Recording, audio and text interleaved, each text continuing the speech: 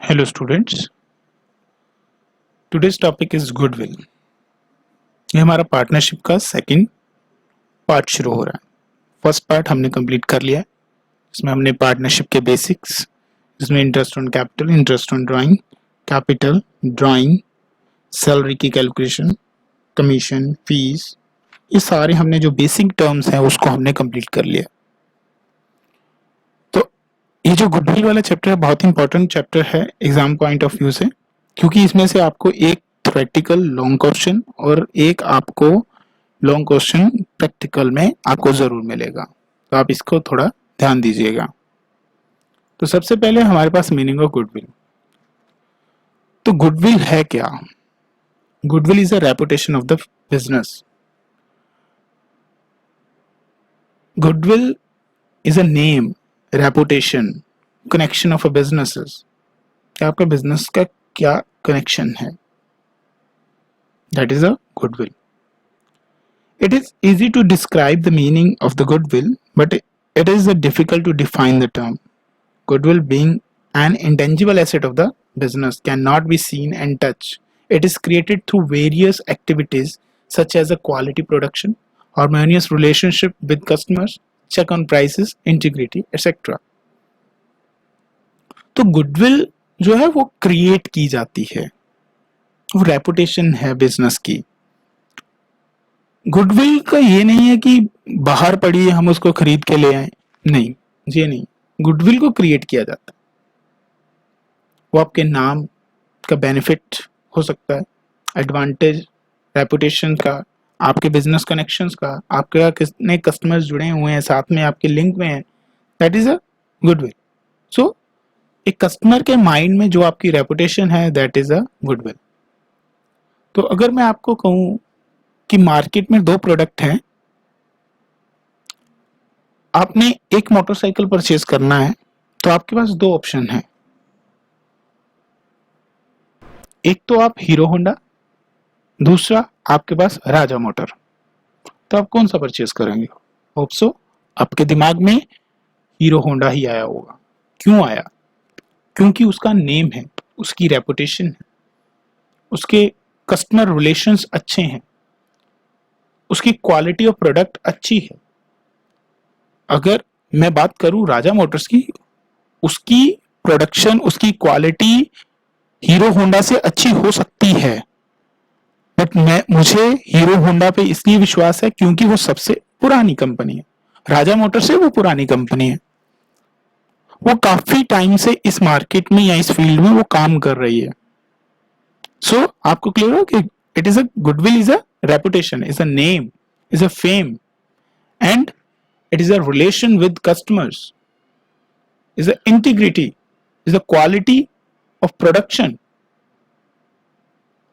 Goodwill is cemented with a business. Unlike the building, plant, machinery, furniture, etc., it cannot sold separately from the business.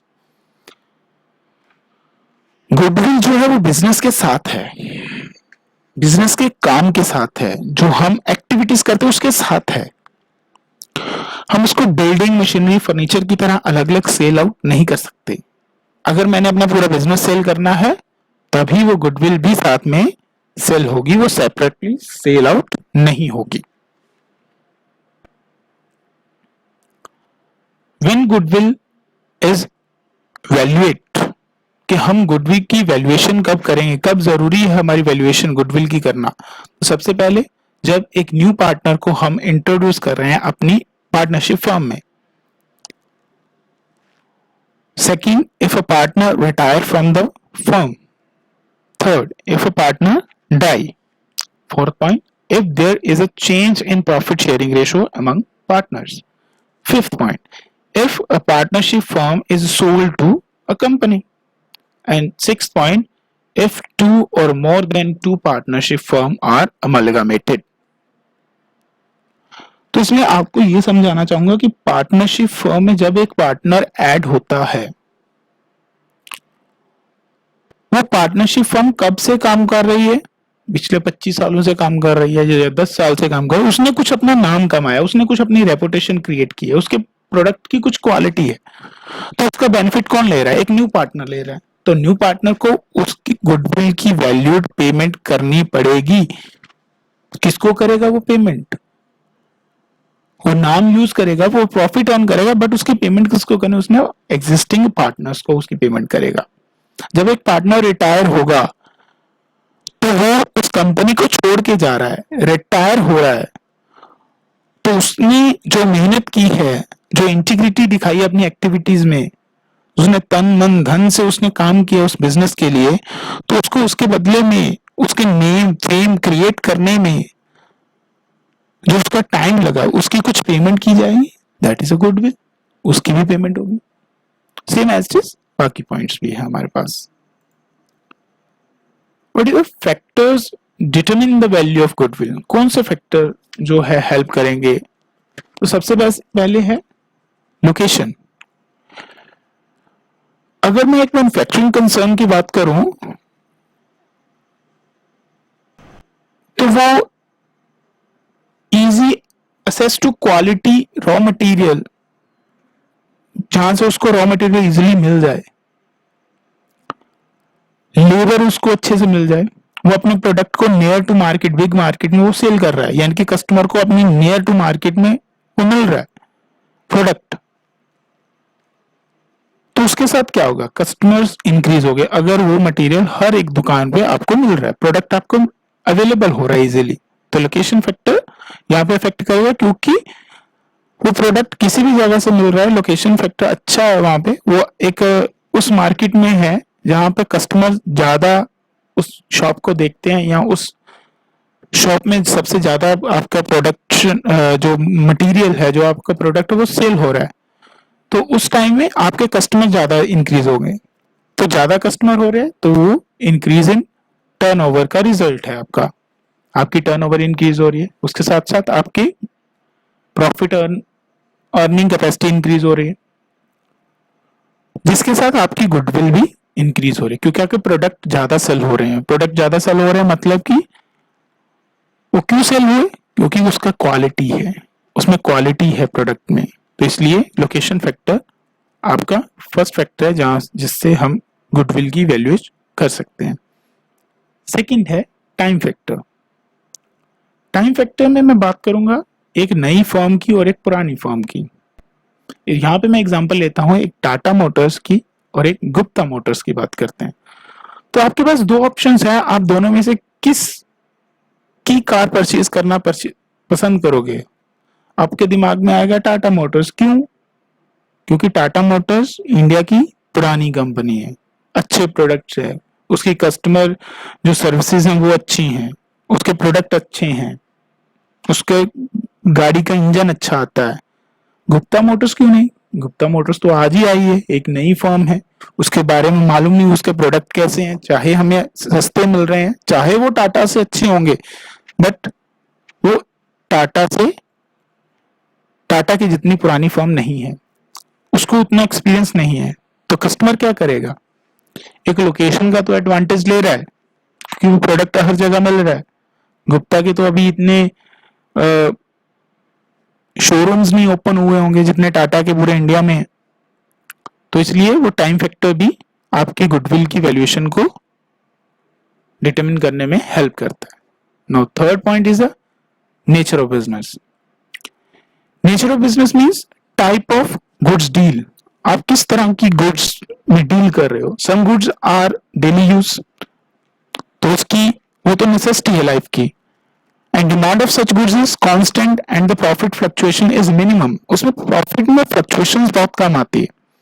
तो अगर profit में fluctuations कम है तो on the other hand if the business is influenced by a fashion and the public taste, अगर business कोई हमारा है वो फैशन और पब्लिक टेस्ट के ऊपर इन्फ्लुएंस हो रहा है, and the demand of such goods is temporary which leads to unstable profit, तो उसमें उस केस में जहां पे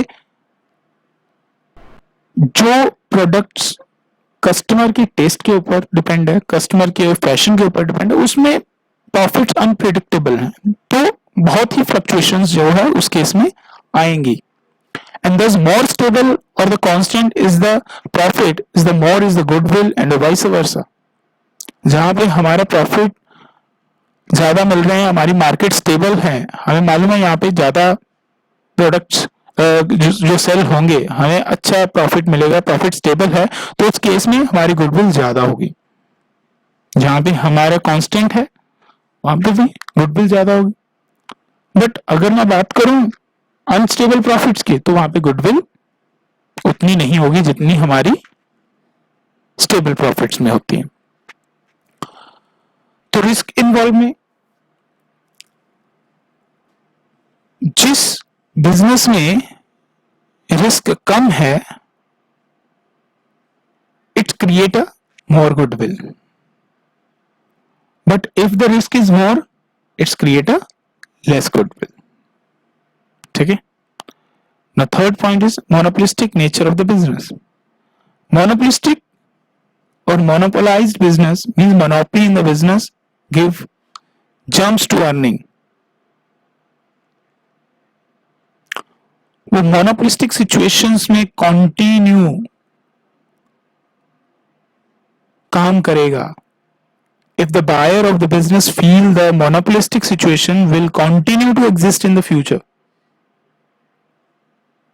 he would be ready to pay more for goodwill because of assured profit. उसको मालूम है कि ये प्रोडक्ट मैं ही बनाता हूँ और कोई नहीं बनाता। मोनोपोलिस्टिक तो ये मोनोपोली का तो ये मतलब है ना।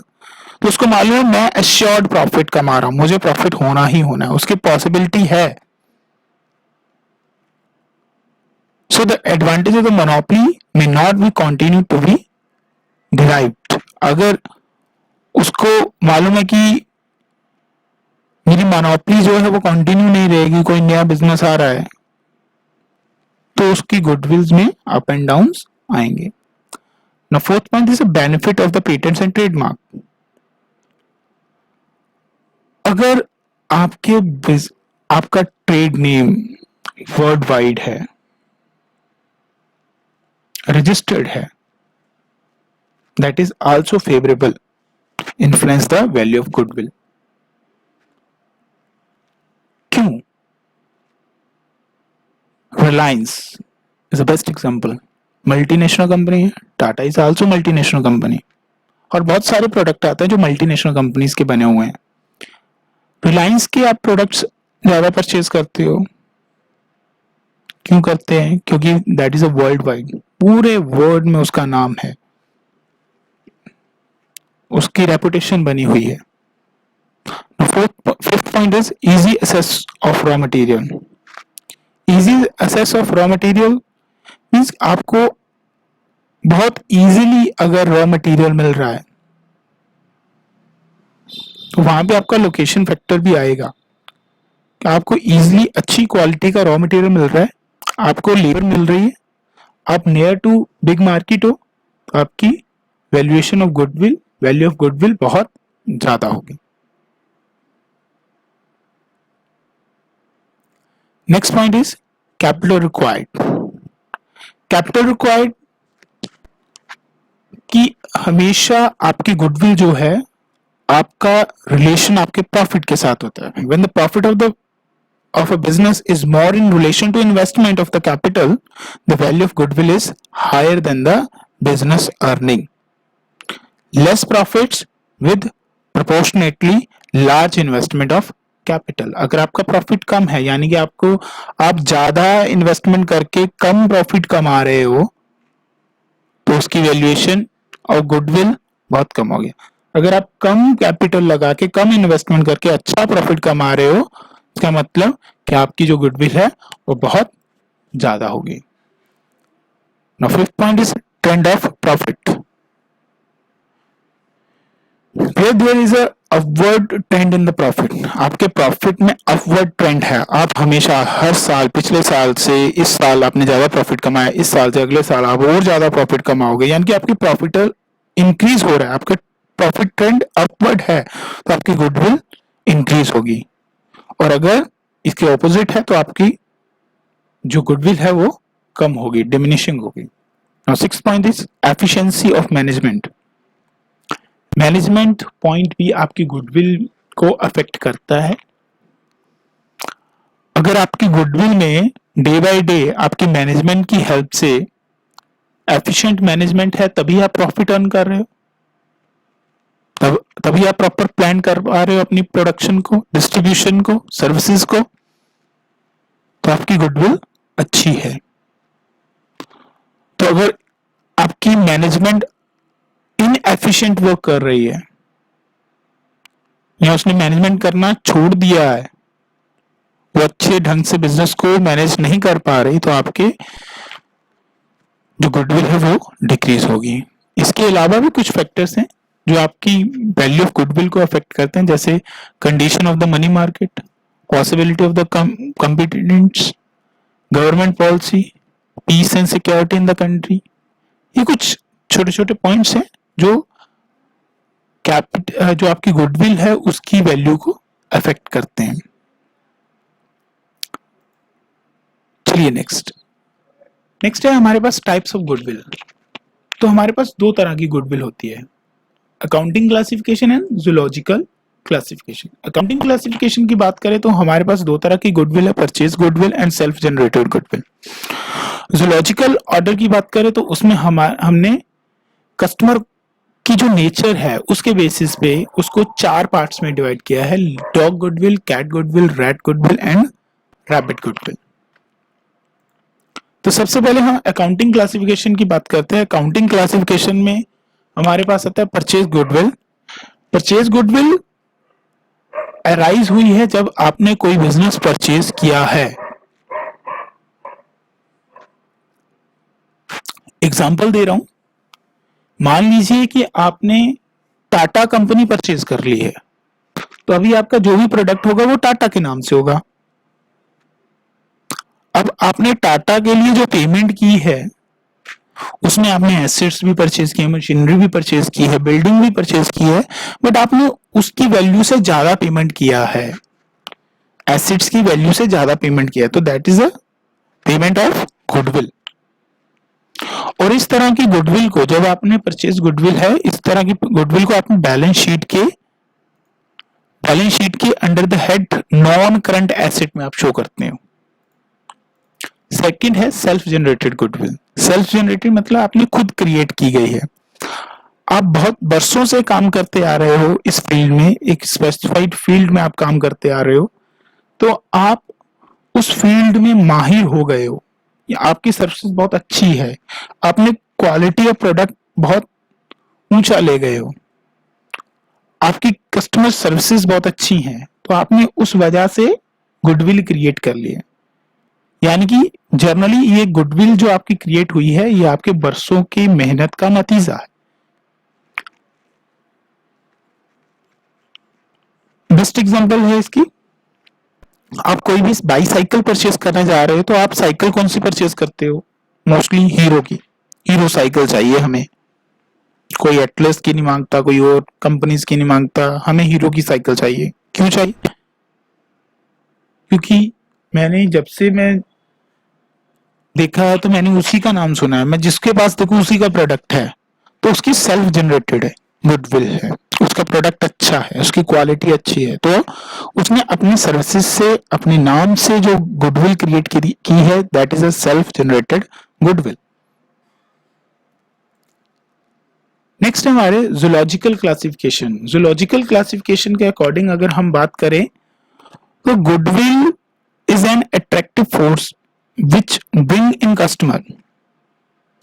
तो कस्टमर की जो नेचर के बेसिस के ऊपर हमने गुडविल की कैलकुलेशन है। ये जो डॉग, कैट, रैट, रैबिट जो मैं आपको पढ़ाऊंगा, that is a nature of a customer, कि कस्टमर की क्या नेचर होती है उसके ऊपर हमारी गुडविल डिपेंड करती है। तो सबसे पहले हमारे पास है डॉग गुडविल। जो डॉग है, मैं कस्टमर का डॉग नहीं कह रहा, मैं उसकी नेचर की बात कर रहा हूं। डॉग की नेचर क्या होती है? इज लॉयल, द फेथफुल, अपने मालिक के प्रति वो लॉयल है, फेथफुल है। सेम बेसिस के ऊपर हम कस्टमर की बात करते हैं कि कस्टमर अगर कोई गुड्स परचेज करने जा रहा है मार्केट में, वो प्लेस नहीं देखेगा, वो उस पर्सन को देखेगा कि जिस पर्सन से वो गुड्स परचेज करता है, वो स्पेसिफाइड पर्सन के ऊपर अट्रैक्ट है, उस पर्सन से ही गुड्स परचेज करेगा, चाहे वो पर्सन आज फगवाड़ा से जलंधर शिफ्ट हो जाए या जलंधर से अमृतसर शिफ्ट हो जाए या पंजाब से हरियाणा शिफ्ट हो जाए, तो कस्टमर उसके पीछे पीछे जाएगा, उसको उसी के प्रोडक्ट परचेज करने में जाएगा, क्योंकि वो उसके लिए फेथफुल है, लॉयल है। और इस तरह के जो कस्टमर्स हैं वो आपकी ब्रांड के नेम को बनाए रखते हैं। It is a sort of the personal goodwill and is generally found in profession. Normally ये professions में ये goodwill मानी जाती है। For example, एक डॉक्टर, आप उसी डॉक्टर के पास बार बार जाओगे जिसकी आपको दवाई अच्छी लगती है, आप डॉक्टर को चेंज नहीं कर लेते। आप उसी बार्बर शॉप पे जाओगे, जिस बार्बर शॉप उस पर्सन के पास ही जाओगे जिससे आप अपनी हेयर कट और शेविंग करवाते हो। आप आज एक बार्बर शॉप पे कल अलग पे चले गए, ऐसा कुछ नहीं होता। तो आपका उस बार्बर शॉप का जो पर्सन है, आप उसके लिए लॉयल हो, आप उसके लिए फेथफुल हो। Now second point is a cat goodwill. Cat prefer the old home of the person who keep it and stay in the old home, although the person who kept the home leave, and so it represents the person who goes to the old shop whoever keep it. तो जो cat है उसकी nature क्या है, वो एक house में रहना पसंद करती है, उसको कोई लेना देना नहीं है उस घर में कौन आ रहा है कौन नहीं आ रहा, उसको सिर्फ और सिर्फ अपने प्रोडक्ट से मतलब है। यानी कि जो कैट नेचर के कस्टमर्स होते हैं वो प्लेस से प्यार करते हैं, प्रोडक्ट से नहीं। सॉरी, प्लेस और प्रोडक्ट से प्यार करते हैं, वो पर्सन से नहीं। वो उसी शॉप पे बार बार जाएंगे जिस शॉप पे वो परचेज करते हैं, चाहे उसका customer time to time change होता जाए, उसको कोई मतलब नहीं है। It provide a local goodwill to the business. ये लोकल गुडविल जो है आपको प्रोवाइड करवाते हैं। नेक्स्ट है रैट गुडविल। तो रैट को किससे मतलब होता है, उसको सिर्फ अपने आप से मतलब है, उसको कोई अटैचमेंट नहीं है अपने ओनर से, उसको कोई अटैचमेंट नहीं है प्लेस से, उसको सिर्फ और सिर्फ अपना पेट भरने से मतलब है। तो rat is interested only in filling its stomach, no matter from where thing come, कहां से आ रही है चीजें उसको कोई लेना देना नहीं है। तो जो इस तरह के कस्टमर्स होते हैं वो कस्टमर्स क्या करते हैं, वो देखते हैं कि उसको कहां से उसका प्रोडक्ट मिलेगा, वो जिस शॉप से उसको प्रोडक्ट वो मिल रहा है वो वहीं से परचेज करके उसको यूज करना शुरू कर लेते हैं। These are type of the rat goodwill.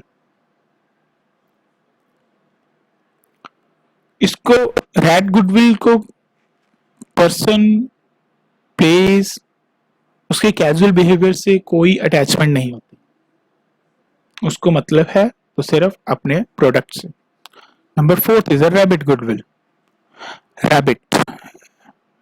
Rabbit तो देखा होगा, वो थोड़ा सा डरा डरा सा रहता है, उसकी हैबिट है वो ज्यादा दूर नहीं जाता, वो पास पास में जो पास में चीजें हैं, जो पास पास शॉप है, वो उसी से परचेज कर लेता है। And such type of goodwill has a low market value. And rabbit are more concerned about the nearness and of the place, as it would be troublesome to go somewhere far away. वो ज्यादा दूर नहीं जाना चाहते, वो सिर्फ तो सिर्फ अपने आसपास देखते हैं कि उसके आसपास क्या है, वो इजीली क्या अवेलेबल हो जाए। तो आज की लेक्चर में इतना ही। अगर आपको कोई डाउट है, बताए गए मोड के थ्रू आप मुझसे क्वेश्चन और जो भी अपने डाउट्स है उसको क्लियर कर सकते हैं। Thank you.